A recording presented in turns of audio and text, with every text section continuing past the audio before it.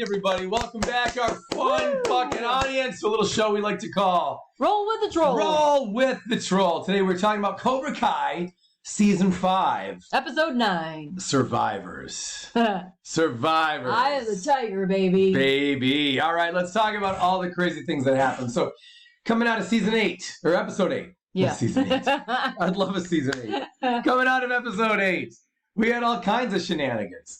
Cobra Kai and Miyagi Fang are going to be involved in the Saikai Taikai. And Miguel was caught having sex. He was not. With a strange girl at a party. For the love of Pete. And that infuriated Sam, even though Sam herself was the strange girl having sex with Miguel at a party. Oh, stop. Back in Season 2, you might remember. When he was banging Tori. He was not. Remember that? So Miguel, this is what Miguel does, basically. He's the star of the show, but when he goes to a party and he's supposed to be involved with somebody, he abandons that responsibility. Well, I think the moral of the story is that teenage parties just really suck in that area. Yeah, you know? Well, it happens. Like, that's where all of the relationship drama happens, and it makes me so glad that I'm not in that phase of life. Even for Stingray, who's like a grown man. He's like in his 30s. Yeah. Anyway, so a lot of stuff went on in this episode. We had the whole Stingray thing, which the first couple times I saw this episode, I saw the seed being planted there for kind of an emotional thing when Stingray eventually breaks himself down and realizes just how bad he feels about himself. Yeah. But it didn't really quite hit me until now. Now that I've seen it a few times, I really feel for Stingray when he explains. Yeah. You know? That actor is so good. Yeah, he's really diverse. So good. He's got a lot of good acting credits under his belt, but in this episode in particular, he just really has the opportunity to do some deep digging. I can't think of how to say it. He digs deep, you know, and it comes off very well. He did it very well. Yeah, I really like him there when he explains what happened, but he uses the pieces from that D&D game. Yeah. And he's explaining how, ultimately he's just afraid. And then at the end of that all, he says, I'm not a warrior. Or he says, he's not really a warrior. He's just, and he starts slowly getting into how weak he really is and how scared he is of Terry Silver. Yeah. That I thought was really good because it served to make Terry seem even more menacing and kind of remind us, like, this guy's afraid Terry will kill him. Yeah. Think about that. That beating was brutal. That was brutal. Absolutely brutal. Well, and that's what I mean. This was the first time they've really reminded us of it. I don't know why in the beginning of, I forget which episode now, probably episode 5 or so, the one that starts off with Stingray showing up, I don't really understand why they didn't have Stingray having flashbacks then to the beating. I think that would have interplayed with that scene with Terry a lot better. Stepping back into the dojo, Yeah. Even though it's not the original dojo where it happened, but still, you'd think that, that would have been a good just seeing Terry. Yeah. That I would have liked for them to throw in those scenes. In fact, they could have used more scenes that we didn't see from different angles. Yeah. You know, they like to do that. Yes. They could have shown us some of that. So I thought, but regardless, it was still really good. I really liked his acting here. I really liked that all the kids went over there together and confronted him the way they did. Admiral Akbar. Yeah, that was great. That was great how Bert sold him out. There's a lot of, this whole season has a lot of alliances being formed and alliances being broken. Yeah. Bert betrayed him, right? And then later, as we get into season 10, we're going to see a lot more betrayals and bonds being broken. And I really love it. I love what's going on here. I mean, this season is just so full of twists and turns and big reveals and great heart moments. Yeah. And this season is so much less trying to be funny than the other seasons were. They didn't go for the big laughs so much here. They just kept it with the heart and the action. Yeah. Even the laughs that you do get, most of them come from a very heartfelt place. So it's not as jokey or corny as some of the other seasons. This is really my favorite season so far. Yeah, the jokes are more naturally placed too. They're not crowbarred in like they were in some of the previous seasons. They were appropriate. They weren't so much interrupted. So I kept thinking when Stingray gives that speech, if you want to call it that when he really goes into his soul and starts talking about how he's really not a warrior and he's weak and that it's not even like, I love when Samantha says he doesn't want to lose his benefits. And he says, no. And he explains that it's actually not that. That's what you're led to believe this whole season. Right. And then you find out that he's really saying, no, I'm just scared. This guy with the silver-haired king or whatever he called him, he's like, well, we'll kill him, and he wants to hold on to his power. And I thought that was good to not only see in Stingray, but to have to going into episode 10, to have the whole narrative of this story being framed that way. That, look, let's remember, this guy will kill to do what he has to do. Right. And remember the three creators actually said that a couple seasons ago. Remember that? They did. Before season 3, they said, or was it after season 3 going into season 4, they said Terry Silver will kill. Wow. For I didn't hear about that. For his friend or something, like for his power. I forget exactly what it was, but they did insinuate that he will kill. Yeah. So we didn't really know what that was at the time, but I think now maybe we do. Well, maybe, yeah. Anyway, so lots of stuff going on this episode. Now, towards the end of this episode, we see Samantha go over to Tori's house, and she sees the broken hand. She said, "Oh, what happened?" And then the girls started, comparing notes, and kind of you see them start to form an alliance against Silver at the end of that scene. Yeah, that was great. They both have very different reasons to be doing this. And now they start to bring it together, right? That's really interesting. Yeah, I like that. And I liked how that ended, where Tori says, wait a minute, if it was at the old dojo, something about the old dojo and how there was footage, right? Yeah. So that was really smart. I feel like this show is changing right now in that you're seeing more of like a sleuth kind of thriller aspect. You know what I mean? Yeah. Like the kids like going over to Stingray's and shaking them down for information and this guy's not going to talk, that kind of thing, and then going over to Tori's and Tori's got notes and Sam's got notes and who's backstabbing who. This really feels very like kind of like NCIS or like some kind of thriller, it's a very different feel than the other seasons had. Yeah, I totally agree. I love it. Yeah.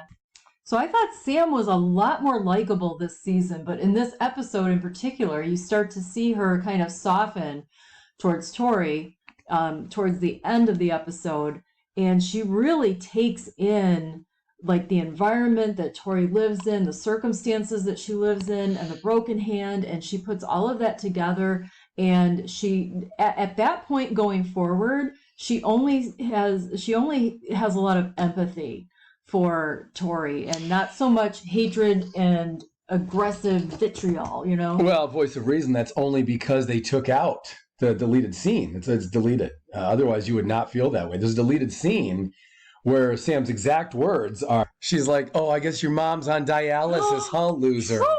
Oh my. Yeah, they took that out. There was no deleted scene of any sort. Right. So can you imagine? No. Sam starts like mean girls-ing her. God. She's like, your place looks like a shithole. What a fucking dump. I live in a mansion, cunt. You know what I mean? And Tori's trying to keep it on track. She's like, all right, LaRusso, just let's stay focused. Let's work together on this one. And Sam's like, she's trying to, but she can't get past it. She's like, all right, you're right. You're right. Let's just focus on what we can do about Stingray. But it's hard to when you've got fucking holes in your drywall. Now. This place is a fucking dump. Where do you... All right. So... Okay, let's move on. That's enough. Let's talk about the adults here, if you know what that is. I hardly do. I know you hardly do. Yeah, the adults had a good time. Yeah. They were jamming some Survivor. They went out, yeah. That was fun. Rise it up, back on the streets. Oh, okay, took my time, took my chances. Boom, boom, boom. With the distance, now I'm not gonna stop. We're gonna stop because we gotta get back to our discussion. Okay. All right, so what are we talking about? Oh, yeah. Yeah, stuff drops here sometimes. Okay, so what you want to talk about the adults? Yeah. Yeah, you're pissed. You thought Carmen should drink. No, I didn't. And you were like, why isn't she drinking? What a hoe. Isn't that one of those That was words? Not what I said. Those weren't your words? Anything like it. No. Okay, all right. No. But it was fun. It was a fun night out. And we got to learn something new about Chosen, that he's got a thing for Kumiko. Oh, I thought you were going to say that he carries those weapons everywhere. Oh, yeah, that was fun, too. I love when he's trying to get in there, like, you can't bring those in here. No, but you're right. He wants to have sex with Kumiko. Anyway, he's got a thing for Kumiko. He does. Yes. That's what happens. I knew those two were going to fall in love when he punched her in the eye. Oh, geez. I remember thinking, you know what? Give this about 40 years. And these two, I hear wedding bells, you know? Well, I don't know. I mean, she did tell Daniel, no one has fought to the death for me. And I mean, you can't really make a case for Chosen, because that was kind of the exact opposite. Well, here's why Kumiko and Chosen cannot be together. You want to know why? Because if they had kids and then grandkids one day, they're not going to have kids. Okay, can you imagine them trying to explain how did you two meet? Well, this brave warrior fought to the death for me when I was attacked by this crazy person. And so dad was, or granddad or whatever was the brave warrior. Actually, he was the guy who attacked me. He punched me in the eye, knocked me down, pulled a knife on me. It's a hard sell. Yeah, it doesn't work itself out really well. You want to meet cute. That was the opposite of it. That was almost a meet murder. Yeah. You can't really do a whole lot with that meeting. You know what I mean? Yeah. So I think that's why they can't be together. Well, I don't know. You never know. We'll see where they take that, if they take it anywhere at all. But it was the sweetest story, though, when Chosen talked about how she found him when they were kids, when they would play hide and seek. And then after the whole thing in the village and the fight with Daniel, and he retreated and she found him again. Metaphoric. Yeah. That was good writing, wasn't it? Yeah, it was really good writing. Because they needed an excuse, the writers did. They needed an excuse to parallel something in their lives so that he could have a story like that made sense. Yeah. The fact that she would always find him and that he's using that as like a parallel, and that she always found him now. Yeah, and it worked with the season that we saw Kumiko, because, you know, she brought Chosen to meet Daniel to try to get them, you know, kind of patched up or whatever. And I think she did that really more for Chosen. She's not really thought about, you know, the effect on Daniel, because she hasn't seen him, but you know, the fact that she knows Chosen well enough to have set that up and tried to arrange that. So I don't know. You know, there's a prequel I could go for. There's a prequel I could go for, is seeing how that all came about. Like, I don't think it'd be one little scene. I would like to see a little story for a couple episodes, at least for a little while, of how she kind of sought him out and started trying to bring him back into the world. That'd be cool. Yeah, that would be fun. That would be good. Yeah, so much. These writers, you can never underestimate them.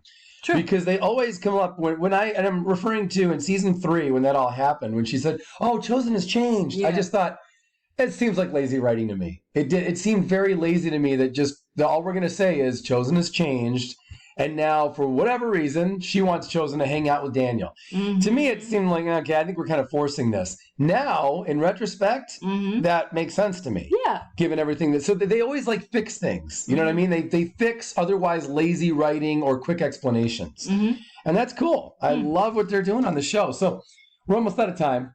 But how about when Johnny tells Chosen that the kick wasn't the problem? That he spent all this time looking back. Too. Right. And he says, I used to think about, could I dodge it? Should I have blocked it? Whatever. And he said, the kick wasn't the problem, because I was looking backward instead of forwards. Mm-hmm. That was great. Life lessons all over this whole season. This season, really, I'm surprised, but I think it has as much heart as season 3 did. Mm-hmm. And I thought season 3 had so much heart.